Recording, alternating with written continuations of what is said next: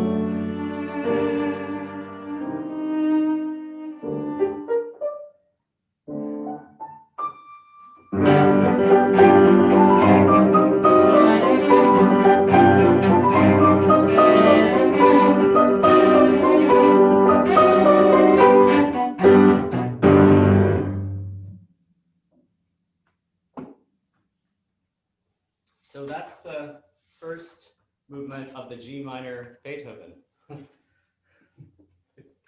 Yay! One of the really cool things when you hear all five of these is that you can really hear the progression of Beethoven through his life. The first two are early. The middle one is Opus 69. It's a middle period. He's sort of larger than life. And then the last two are quite late. Opus 10, I think it's 105. 101 or no, 102. 102. We It's should know this. 105. It's 102. Where he was already kind of mostly deaf, I believe. And, Mhm. By the time he wrote so the you Amy. really hear the entire span of a man's life in these five pieces. Yeah. When? Yeah, a 102. It is 102. 102 is Yeah. the last two sonatas. What do you find? What's challenging for you with this?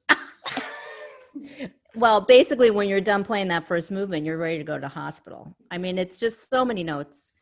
My biggest worry about playing it, I think, is that, and it's hard to tell in this environment. I can hear him very well here, and I know I'm not covering him, but through the computer and Zoom, I just don't know what it sounds like. But I think my teacher, Gilbert Kalish, with whom I studied in graduate school, always insisted that I learn to play with the lid up. And he said, it's your problem then to figure out how to play with the lid up. And he's never played with the lid down, ever. And I think the secret to playing something that's got so many notes, but also requires that kind of consistent character of violence, which is required. You know, it's not, you know, it's not easy listening music, is that if you take your foot off the pedal, I use very little pedal sparingly in the really busy sections. And then I'm also very, very careful when Robert is playing in a certain range of cello, where I think the piano will be covering him. So it's so critical for the pianist. It doesn't matter if you're a professional and amateur pianist. The one thing you must do is know the other person's part as well as your own, and to be thoughtful of where you might be possibly just, if the piece is not well written, especially, you can cover them very easily. But in this case, I think Beethoven was such a master his whole life. He knew what he was doing. It's not a thick part, but it's a busy part. I don't know. Do you have any questions about that? I was wondering if people wanted to comment on the balance and the notiness of the piano part and how the balance came across. One of the things that, well, I have yet to play this one with Gwen. I also play in Philharmonia Baroque, and I have another cello with gut strings. And actually, at the end of this month, we're going to be recording the first Beethoven Sonata. Last year, we played the third one. So, right. And then I think a couple years before that, we played the fifth one. We've still got to tackle number 4 together. Yeah, we should play all 5. We've got one more that we haven't done. But, You're right. I personally noticed with the forte piano, with the original instrument, that the timbre varies a lot from one register to another. Oh yeah, too? Absolutely. And that some of it seems to me like the modern piano has been kind of equalized more. Right, it's a homogenized sound. It's not very interesting actually compared to historic instruments. So these 2 sonatas, Opus 5, I'm going to be recording on a 1794 reproduction piano that's in the home of Nick McGeegan and David Bowles. David Bowles is my audio engineer. And that piano has knee pedals. So it's really difficult to play. And then on top of the knee pedals, so I'm riding my stationary bike a lot right now just to get my legs in gear. But I think that when you have knee pedals, it adds another layer of complication. So if you can make the legato or not use the pedal, then you're encouraged not to use it. Also, the timing of the instrument and the speed of the instrument will be different because there's no sustaining on a historic instrument, whereas on this one you could hold a note for a very long time. Do you find? Yeah. I've noticed that some of the repeated patterns, I noticed this in Schubert too, that sound very, very prominent on a modern piano. When on the forte piano, maybe less so. Mm-hmm. But you're doing it so well. Well, I think what I've learned from actually playing historic instruments and recording on them. And I am not like a Melvin Tan or Eric Zivian. I do not actually promote myself as a forte pianist or a historic pianist specialist. I'm just very curious about timbre and sound. So for me, when you put me in a room full of historic instruments, it's like I'm just in heaven because I get to try all these different sounds that I've never heard before. And then once the sound gets into your ear, when you go back to the modern instrument, you actually change the way you play because your ear is now searching for a complement sound. So I think I've become a drier modern pianist. And even in the Rachmaninoff, which we'll play next, you'll see that I don't flood it with pedal. And if you listen to Rachmaninoff playing his own music, it's not very thickly pedaled either. He has a lot of transparency in his playing. So I think one of the problems with today, the students that I teach are so lucky because I said to them, what if you ended up not being able to drive any other kind of model except a Toyota? And then, you know, you didn't know that you could drive a Porsche or you could drive a Lexus or a Tesla or, you know, any of the other cars that are popular, you know, an SUV. You wouldn't understand the differences between, you know, one car to the other. And it's the same with pianos. You know, you can play a Steinway, a Baldwin, or Blüthner, or a Bösendorfer, but that's not going to inform you as much as if you go and play on a bunch of historic instruments. That will inform you much, much more. It's just like cellos. You play on gut strings, you play on steel strings. It's right. What do you feel? The timing is different, right, Robert? Well, I don't know about you, Gwen, but my least favorite, people say all kinds of things, you know, after concerts, and usually well-meaning, but every time somebody says, oh, you must have a really nice cello, I always want to be like, you try to play it. Like, I don't know how you feel. Here you go.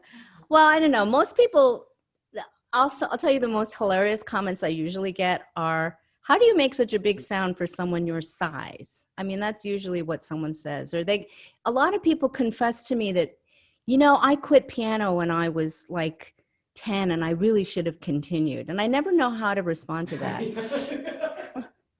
But I think what I think is really most helpful in chamber music when you're playing with strings is to not use the pedal as much as possible. If you can avoid it, you're in better shape. So for example, can we just play an example? I'd like to start at that famous place, dum bum bum ba, and I'm going to use like more pedal and see what happens.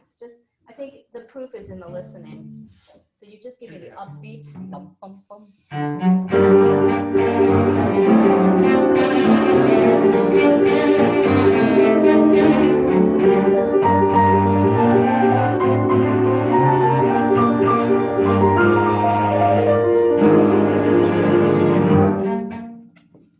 I don't know if you could hear the difference, but it's muddier and it's a lot.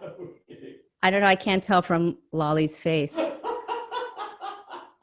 Does it sound muddier? Oh, sorry. Can you play it without pedal now so we can hear the difference? Yeah, same thing, right?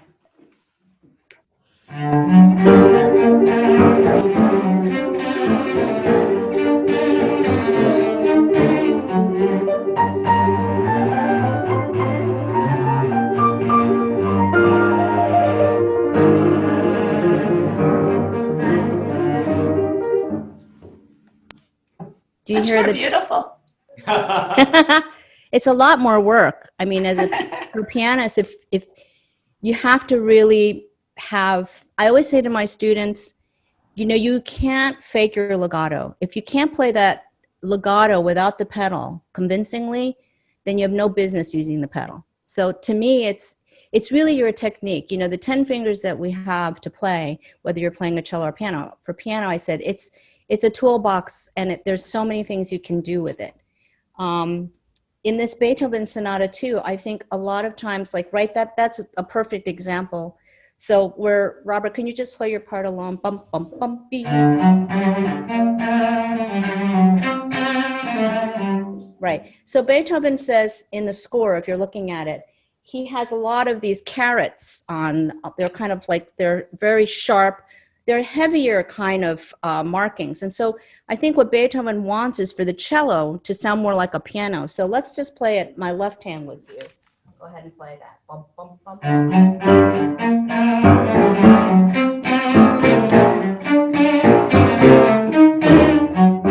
So, you know, that's an articulation match that you're going to have to look at carefully and try to understand that in the context of the writing of that period of that time.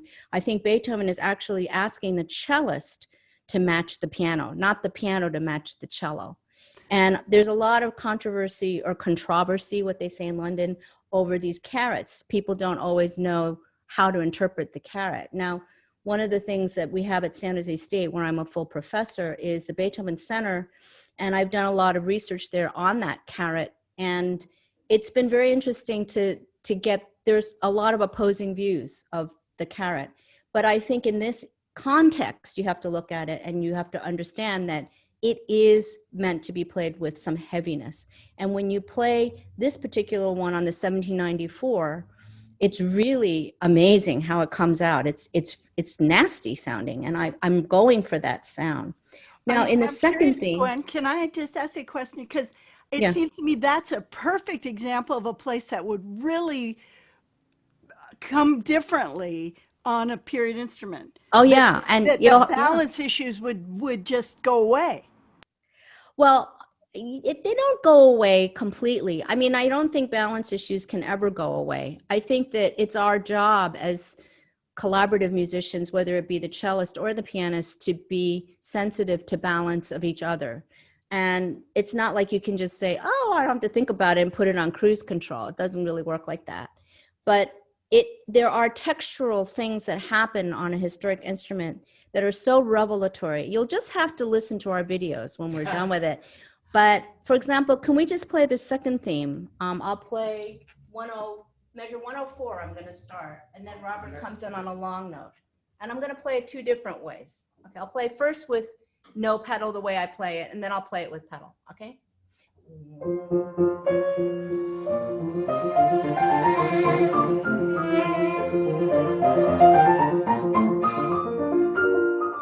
Okay, now I'm going to add, this is sort of typical of what you hear in this section of most players. They do this.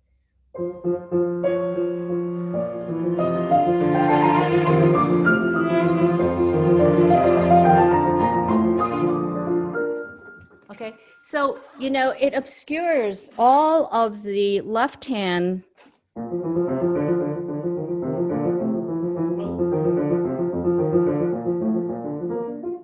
So beautiful, you know, the harmony. What I noticed is that you were saying the modern piano has been homogenized compared to the period, but even the pedal, it seems like using more pedal makes it also even more homogenized. Right, it just blurs everything. So which can be like cool if you're in maybe Debussy or Feldman or some effects. Well, I think Beethoven was also a composer who was really curious and interested in the pedal. If you look at the last sonatas, Opus 111 has some of the most remarkable pedal markings in it, and they're really, really inventive. So, and this is written by a composer who was completely deaf. So you wonder, you know, the genius of this guy so exceeded his ability to hear that it didn't matter if he could hear or not. He was still creating things. Do you find that the pedal on the different forte pianos sustains in the same way? No, they're different. Yeah. And then if you look, I mean, the other thing to think about is that as Beethoven progressed as a composer, the piano was continuing to be developed. So, and because he was one of the great pianists of his time, and he could play beautifully and obviously with great virtuosity because of the way he wrote these pieces, the compositions reflect the changes in the piano. So as the pedal became more sophisticated, his music started to add more and more pedal. So to me, it's just remarkable. I mean, it's so interesting and so important that you know a little bit about the type, you know, the type of piano that was being used at that time.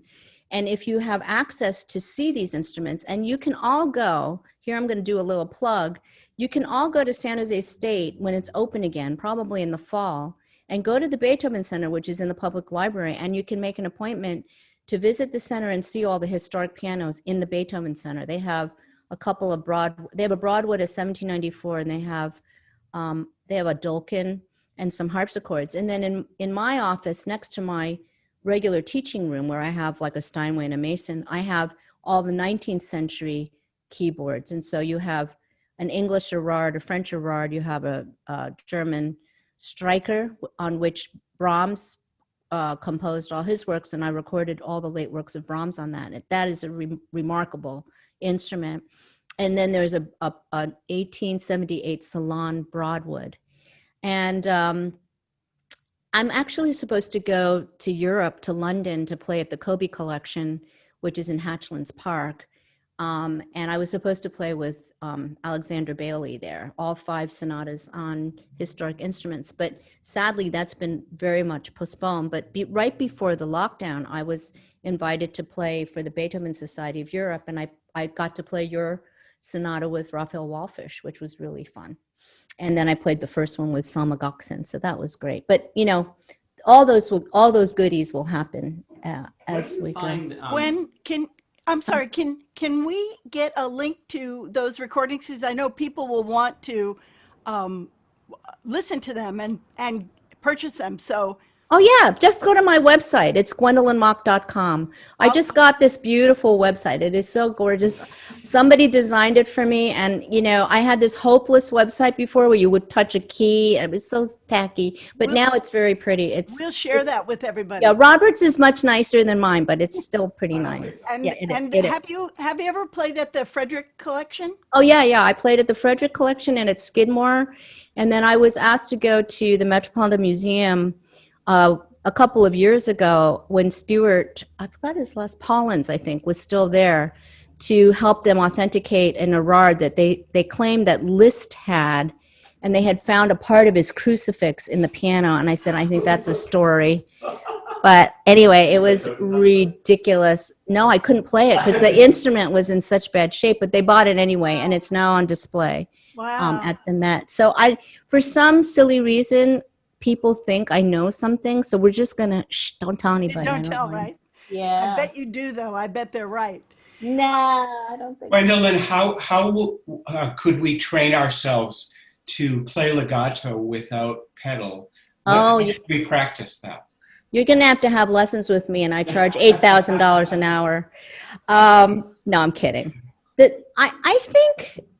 I have this idea about legato on piano, which I'm thinking maybe is the same on string instruments, which is that basically the theory of legato for me without pedal is your ability to overlap one note to another. So if I don't do it, it sounds like this. But if I roll one finger over to another and have a little overlap,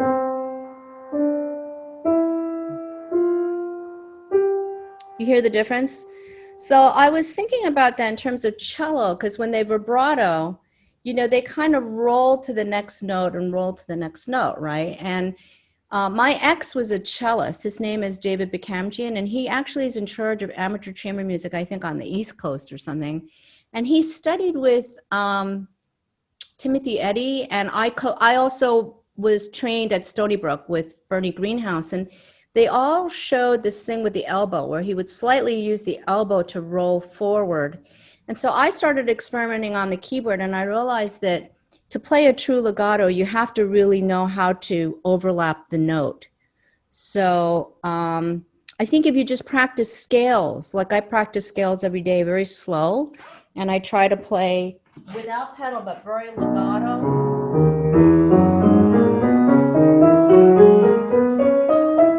Then I practice very staccato. Then I play marcato.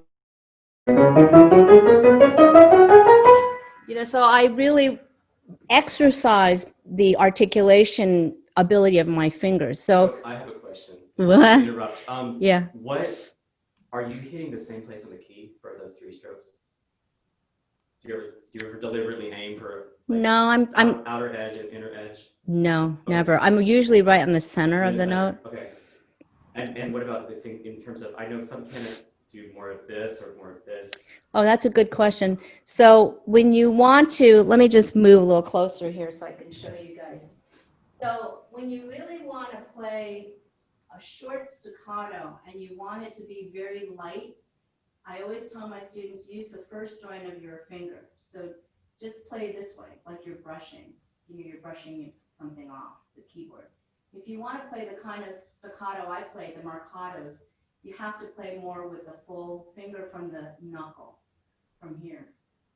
So I'll show you the difference. So if you're playing with the first way, and I'm playing very short, you get a kind of almost like a Dorito chip kind of crispiness. If you want it to be more marcato and you use more of your finger, you hear the difference? There's a lot more weight on it. Then if you want to play really heavy, you have to use more of your wrist. So they're all techniques that you should learn from your teacher. The teacher should be able to tell you how to affect these things. And in Beethoven, the thing that I learned the most about having to play all 5 on historics and then on moderns is that it's so unbelievably good for my technique. It's like every possible articulation, mode of expression, musical interpretation, character development, analysis, counterpoint, fugues. It's kind of a one-stop shop for exercising your hand and your mind. So by the time I was finished playing these 5 sonatas, I felt like Atlas, I mean, it was fantastic. I felt I could play anything, and I could. I was in such great shape from playing these. And then at the same time, last year, I was playing Beethoven 4 piano concerto, and I was also playing, Chopin concerto, the F minor. So I was really in physically kind of fantastic shape. Since the pandemic, not so much, but now that I'm working with Robert, and Stephen Harrison and I just played this sonata for the Old First Church concert for Jeffrey Leder's festival, and also we just recorded it in Rossmore for the community. So I'm getting ready with Robert and Stephen to record on the historics. Now we better play the Rachmaninoff because I want them to hear the difference in the pedaling, because I can't play that without pedal. It's like eating grape nuts with no milk. It would just be torture. I think many of you probably already know this, but Rachmaninoff and Chopin, maybe I guess we should include Liz maybe in that group, but are the 2 great piano composers. Yep. And I think it's always so interesting that neither of them wrote much in the way of chamber music, except they both wrote incredible cello sonatas. No violin sonata, no sonata for clarinet or anything else. Well, Rachmaninoff wrote this piece for his best man, who was his best man at his wedding. Did you know that? I did not know that. Yeah.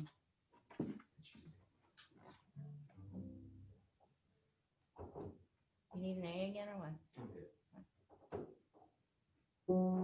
Oh, sorry.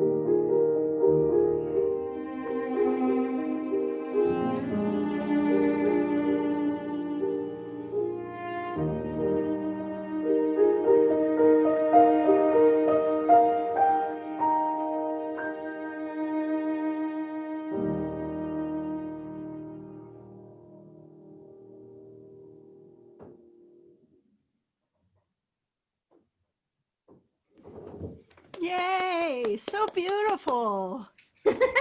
Thank you. So this is another one that's really for piano with cello. No. But I mean, we get the tune, but really it's all about the piano. Yeah, well, And this is one, there's sometimes I'm asked to play with people that I don't know very well. I thought we might talk about that a little bit. go ahead. The interpersonal dynamics of chamber music can be really interesting. But this is, I will never play this with a pianist I don't, or because it can be a disaster. Well, you have to like each other. If you don't like each other, you shouldn't play this movement, because it's like a love song, you know. And I don't know. He wrote a lot of songs. Like he wrote one song, "How Fair the Spot," and it was written while he was on honeymoon with his wife. And you can just tell, you know, that the man was just besotted with her. And so you want to make sure that I'm not besotted with you because I'm married and you're married, but you know, we're very good friends and our dogs like each other. I think that one of the questions Robert had that I was laughing my head off with, how do you pick your partners? And I said, well, she had a harem for the 5 Beethoven sonatas. I had 5. 5 men. It wasn't on purpose. It just turned out like that. But I think one of the most important qualities that you're going to look for in a chamber music partner, whether it be a professional or an amateur, is someone who counts well. I know it sounds stupid, but I have played with people who don't count well, and it can just make, Robert, you're not one of them. He's always such a wannabe, like, no, you're not one of them. No. And then, or you have a diva who wants you to just follow them around, and that doesn't work for me at all.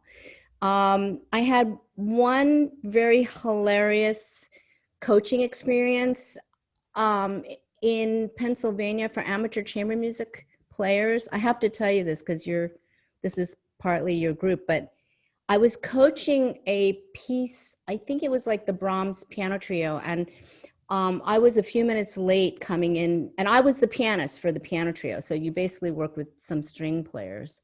And when I came in, they had their 2 bows up and they were like pointing at each other like this. It was like really aggressive. Like they were mad. And he was like saying, "You didn't play that down bow the way we agreed. And how can you, God, I hate playing with you." I mean, it was just unbelievable. And I walked in and I thought, so I let them continue to yell, and I sat down and I thought, I'm just going to sit down and wait until they get over this. And when they finished, I looked at them and I said, "Are you 2 done?" And they said, "Yes, we are." And I said, "Okay, now can we get back to our adult selves and start at letter A?" And Gilbert Kalish was my coach at Tanglewood, and he was my primary teacher. And I remember he told me that once he was playing in a piano quartet, and this was after I went to him. I was crying at Tanglewood. I was in a piano trio. It was the Ravel trio, and I wasn't getting along with the violinist. But I wasn't arguing with her, but she was just torturing us. And I went to him and I was crying. He said, "Gwenny," he said, "what are you talking about?" He said, "I played in a piano quartet, and it was with Bobby Mann. And Bobby Mann was playing with me, and there was a student viola player, and then I think it was Ko Iwasaki playing, and it was like they're playing the Mozart, and apparently, Bobby didn't like the way Gil played the opening, and he didn't like the last movement either, And he was like yelling at Gil, and he was criticizing everybody, and he was just making such a hatchet job of everything. And finally, the Japanese student the Japanese cellist stood up, Ko, I think it was, and said to Bobby Mann, you play like karate. Your sound is like karate. And there was like this whole scene, and Gil said he just wanted to dig a hole and jump into it. And he said, "So whenever that happens, Gwenny, don't say anything." He said, "Just keep stum," he says. So I learned that lesson, like when things go badly, like if you're playing in a group and they're all arguing, just don't say anything. I don't say anything. I was going to ask, how do you feel like your rehearsal technique or your approach to rehearsal, does it change widely from one Oh yeah. cellist to another? Oh. And Oh has it yeah. changed over the years? Like Yes. when you were a younger pianist, did you? Yeah. I was quiet. You were quiet. Now I can't stop talking. No, but when I was a kid, I wouldn't say anything because I was scared. I was always thinking I'd say the wrong thing. I mean, having played this with you and Stephen, you two are very, very different. You know, it's funny when you were saying that Mozart, when I went to Tanglewood too, we were there at the same time, and I played the same piece with Andre Previn playing piano. Oh God. And I remember I got so much. They put you together for a week, and one afternoon, Mr. Previn just wanted to sight read, and so we read like a Brahms piano quartet and a Schumann and the Mozart, the other Mozart. Yeah. And I got more out of that. We didn't actually talk that much. In fact, I don't think he was particularly He's not a talker. interested or good at articulating what he wanted, but it was so clear and just listening to the sound. You just have to listen. Most of chamber music is if the musician that you're playing with, like you, I love playing with you because we don't talk that much. Yeah, we don't really talk very much. And not about music. but then I have a group I play with a lot and I love them. Diane Nicolaris and David Goblat. We play in a trio called the Milo Trio. We're named after my dead dog. And they talk a lot. And I don't mind. I still don't talk that much, but they love to talk about stuff. And I'm like, fine, you know, and they work every little detail out. And we've played so many times in Davies and it's always a joy, you know. I just love playing. I play with all kinds of people, you know, and it's fun. And when you play the same piece, you were mentioning you play the Beethoven with multiple people. I mentioned the Rachmaninoff too, probably. Yeah, different. You find that it's easy to adapt. What do you do if you ever get stuck? Like, do you ever have somebody where you kind of think, maybe this isn't the greatest idea, or maybe this isn't really working? Like, how do you handle that? I usually go into my car and yell for 10 minutes. And then I come back to the rehearsal and I'm fine. Like I just go into the car and like scream. And then I come back in. And I think it's just, music is to be played in any way you want within reason. That's what I say. I don't think you can do just anything you want. You know, I have students who play Beethoven with Chopin-esque rubatos. Like, no, I don't think so. But I think there's always, it's like a marriage. It's the art of negotiation, and you give a little, and maybe in the repeat, you do it your way or you do it their way. You know, there's always some kind of way to make it work. And I never play anything the same way twice, ever, because I get bored. And so what I encourage, you know, how I grew up with chamber music, you didn't ask me the question I gave you, number one, is that my father was an amateur viola player and a violinist, and he taught himself, and then he went to like, is there some kind of Blue Hill summer camp or something like that? And he went to Blue Hill summer camp in Maine and was a camp counselor. This Chinese guy from mainland China, like in 1952, decided he would go and be a camp counselor in Blue Hill, Maine. And that's where he got to know Paul Doctor. And then I was born in 57. And I think when I turned about 5, he started making me sight read with him. And I hated it. And he made me play like Beethoven sonatas. And we started simple, you know. And then we progressed. We did Mozart sonatas and Schubert sonatas. And then he had a string quartet that were pretty dreadful. But they would come every week and they would sit there and play the same, you know, the Dvorak, boom, ba ba ba, and they'd always get caught in the right same spot. And I would sit on the staircase as a baby, and I'd say, "You got caught there last week. What's the problem?" So anyway, I was exposed to chamber music really early, and so I think sight reading is a skill that everybody has to have in chamber music, because you have to be able to, don't you think, read your way out of things, right? Yeah, but I think it's so much harder for you guys. Nah. You have so many more notes. No, it's not that hard. It's just people whine about it.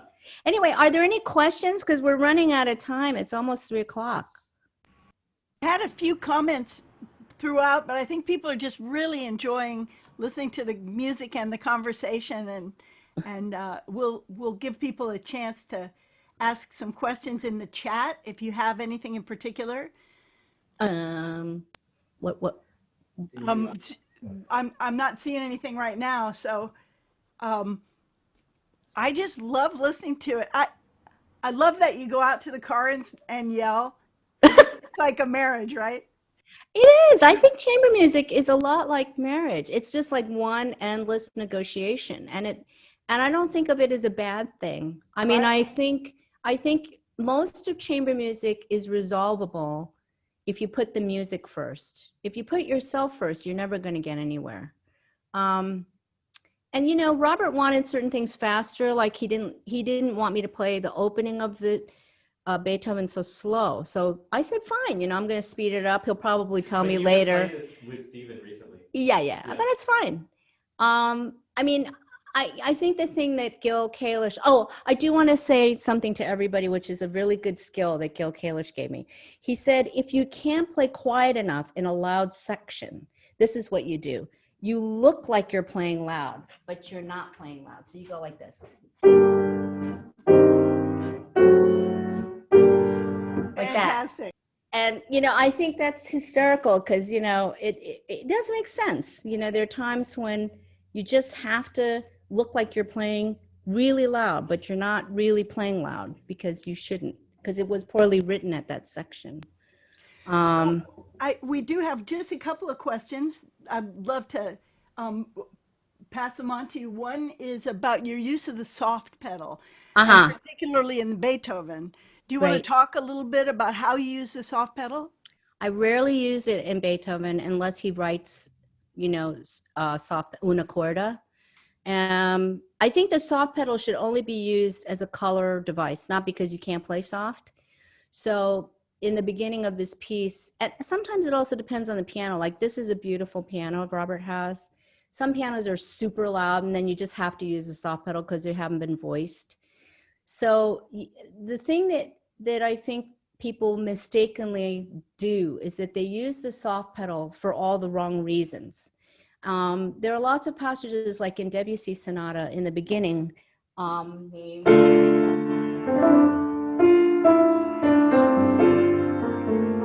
Okay, that's forte.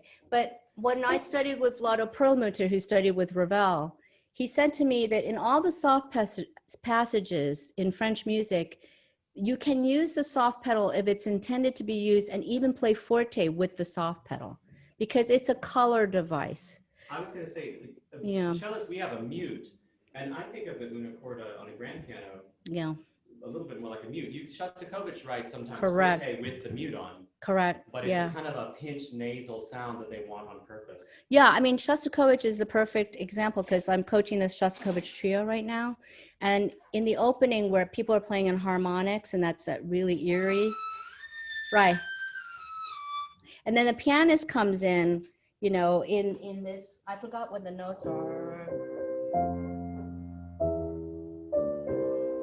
Yeah. And, if you want to get an eerie, ghostly quality, which you are supposed to get there, then I say to my pianist, I want you to try that soft pedal to see if it changes the color. Not that if it changes the volume, right? Is it Fazioli that makes that extra pedal or the?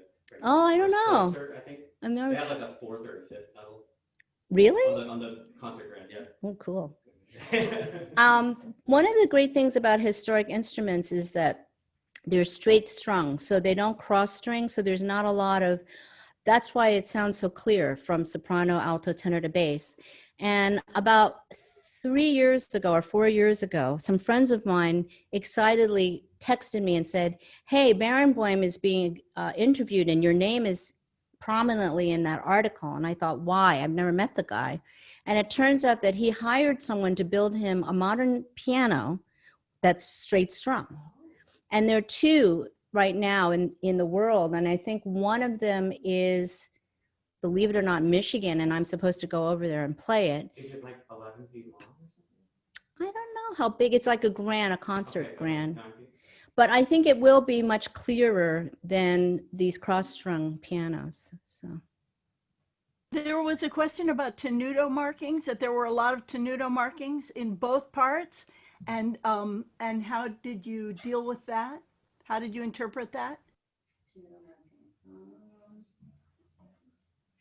Give me a measure. I think, so all over the cello part, there are lines, horizontal lines for tenuto. And then in the Beethoven, there's also the printed word tenuto in a couple of places. So like measure 21, for instance, in the Beethoven.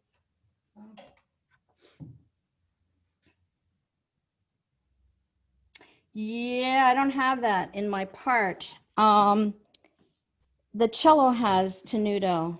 Why don't we play that section? Can we just play, let's just play measure number. I'll just start from the 18. Is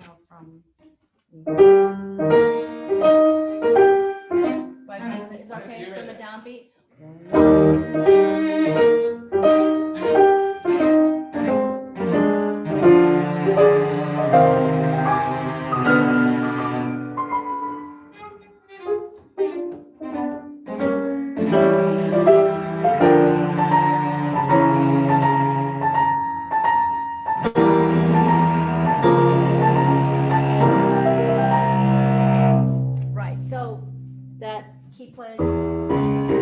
I think what I do in the left hand, if you look at the quarter notes, I don't have any marking in mine, but what I do is I try to match his tenuto. So I play.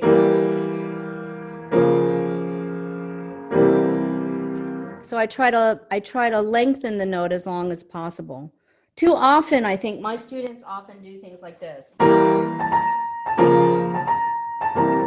And I'm always telling them that the support has to come from the left hand. It has to start from the bass. So there, without the left hand,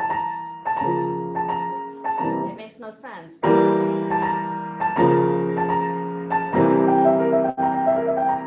So it's timing and it's about length. Timing and length equals tenuto. I think he just came on and said he meant the Rachmaninoff, but that was really interesting what you just said. Oh, He's sorry. all over the place in Rachmaninoff as well. Oh, at least in the cello part. I have something to say about that, which I think is so interesting. I had trouble with this. Stephen and I were struggling about it. And I think Rachmaninoff was actually trying to tell us about rubato by using the tenuto. So for example, there's one section where, can we just play? Everybody look on the second page of the Rachmaninoff where I play triplets. So I'll start in that section.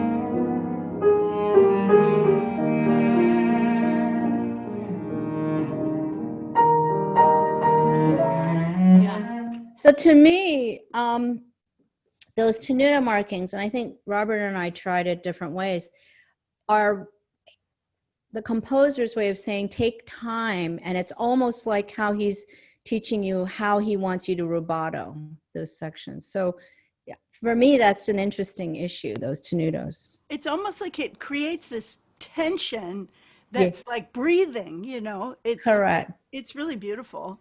I think it's spectacular. And you know, even at the most interesting spot, I think, can we just go from the last page when you have da da dee da da, when I have from that spot, yeah. Let's just start right in that measure where it's just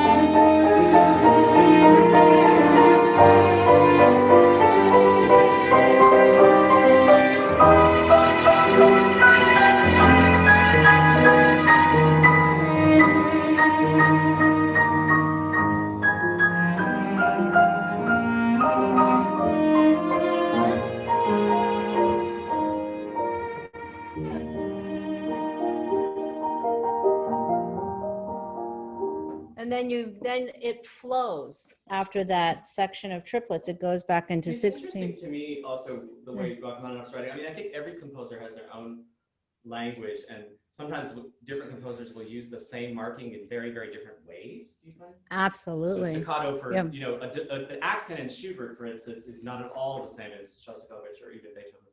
No. But the cool thing for me about Rachmaninoff is that he writes repeated notes in the piano all the time in all of his music, but it's more like a texture than a rhythm, I find. Yeah, I And agree. you're playing, I mean, because I've heard it sometimes if it's too rhythmic, if it's too short, for instance, it can really be a death knell for the cellist. Right. If you feel like you're locked in with every 16th or every 8th. What, did I do it like that? No. But I've heard it done that way. Yeah, I think that you have to always think of the line. Where's the phrase going? And in that case, it's like he's saying, don't go, don't go, don't go. I don't want you to go. Please don't go. Right. You It's know. like a speedboat. So yeah, it's I think he's really pulling at it on purpose, right? But then if you look in other movements in the can you play the very opening? Yeah, I don't have the music in front of me, but sure. Just listen to the opening. This is so interesting. Go ahead.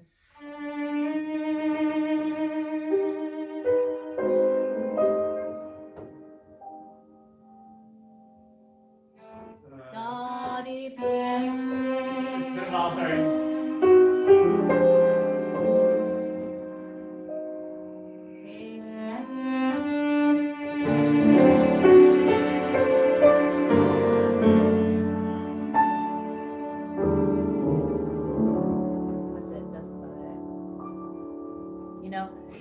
There are lots of tenutos in the right hand that I think are there to delay the downbeats, because he's just holding, his line. And the thing that is interesting, I was coaching this with a student last week, and he has this problem with vibrato, like he doesn't like to vibrato. And so it's like listening to Rachmaninoff played by a Baroque cellist. It's like torture, da-da. I mean, it's horrendous, da-da, And I said, no, Nathaniel, you can't do it like that, because I know when to come in by listening to your vibrato. Like if you just played with no vibrato there, I wouldn't even know when to come in, right? Play with no...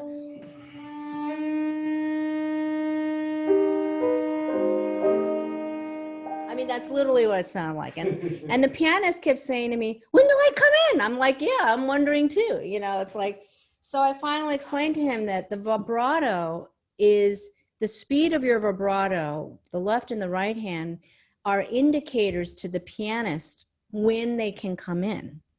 And I don't look at cellists often because I can hear the bow change before they change it. So I know. I was going to say that's one thing I changed a lot over the years. Is when I was younger, I used to do everything by sight.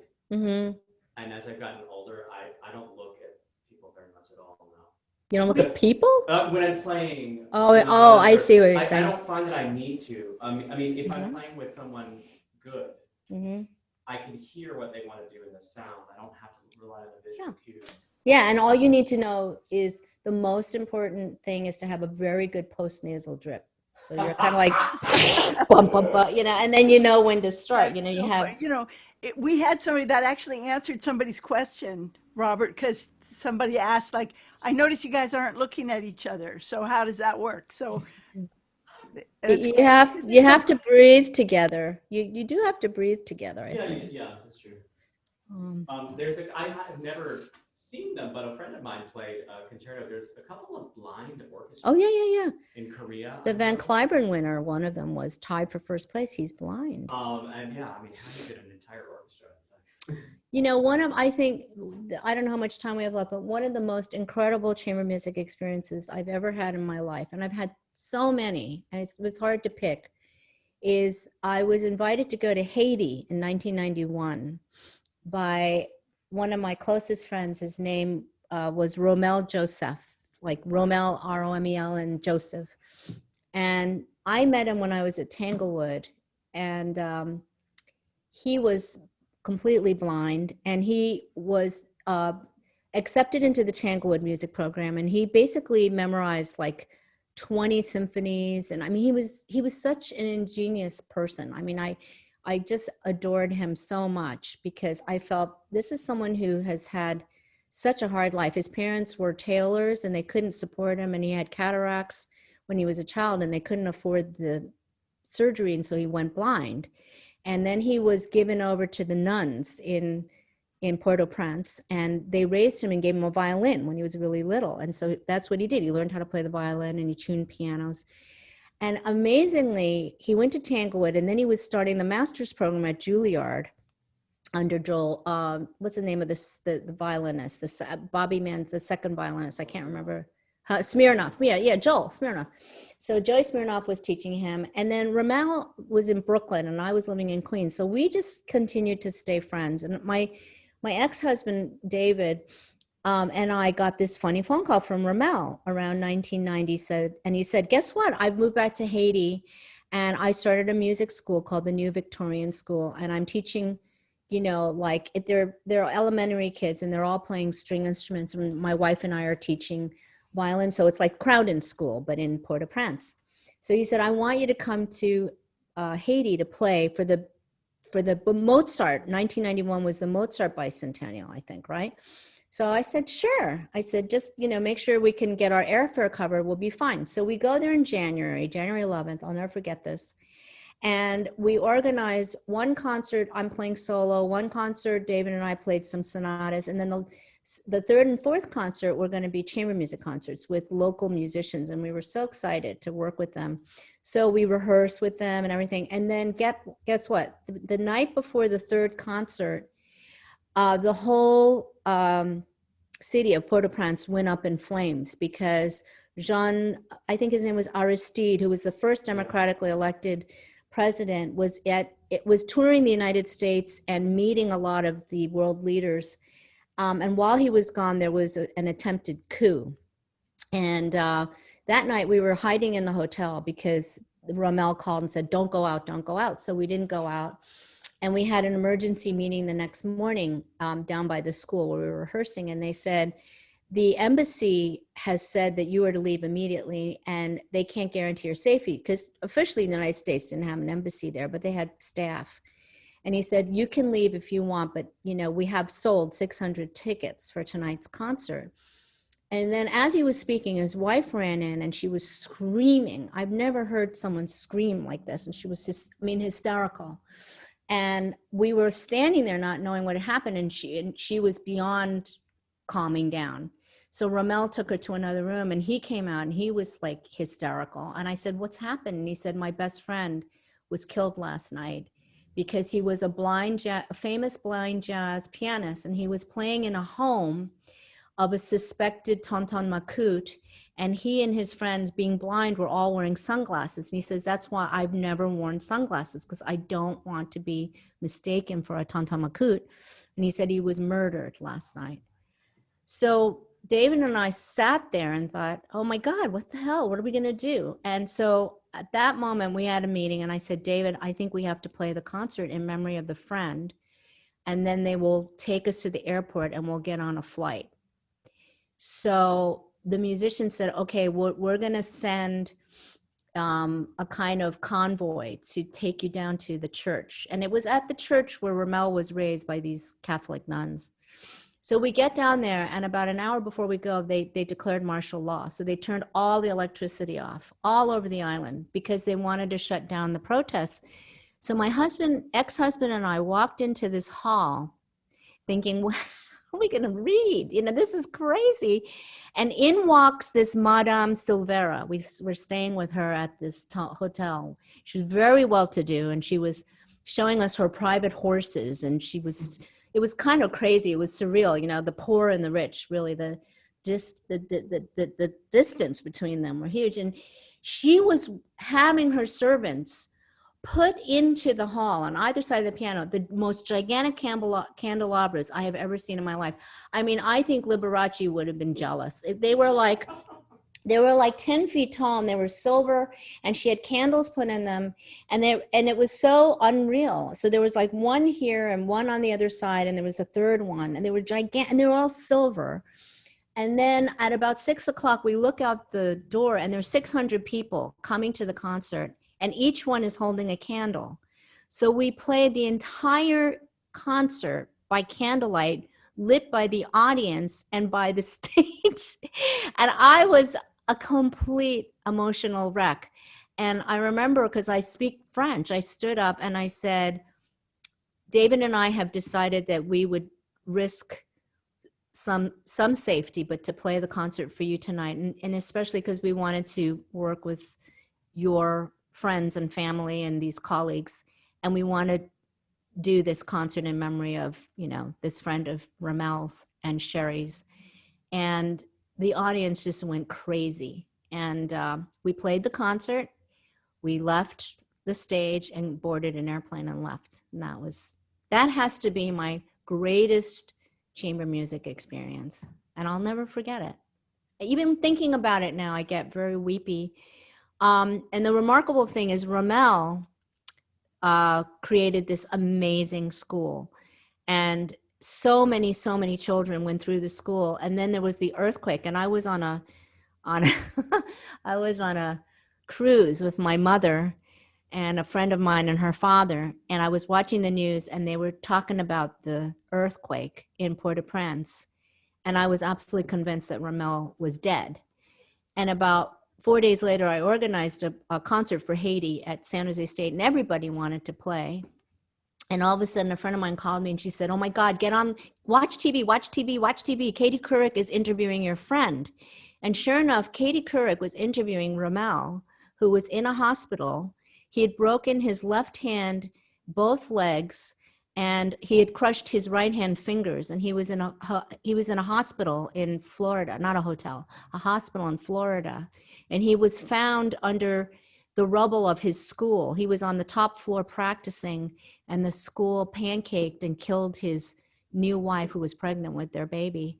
But he survived, and they rescued him, and he was able to play again. And I saw him for the last time a couple of years ago when I went to Florida, and we had the most tearful reunion. I mean, it was incredible. And then he passed away. He died at a very young age. He was in his 50s of heart failure, I think.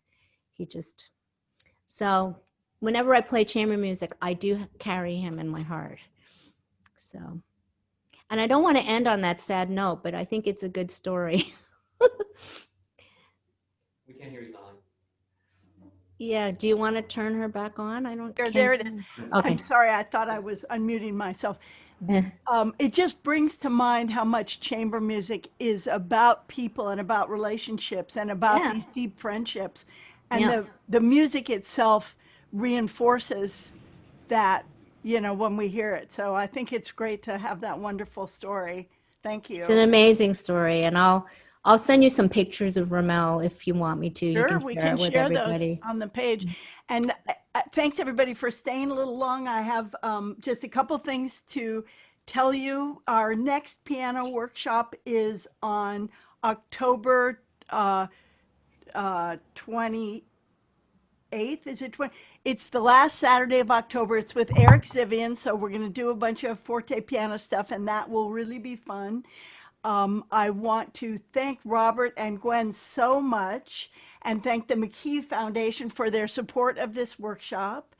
And I'm really, really glad that we had this time together. Thanks, everyone. Thank you. Thanks for having us. Bye, everybody. Bye-bye.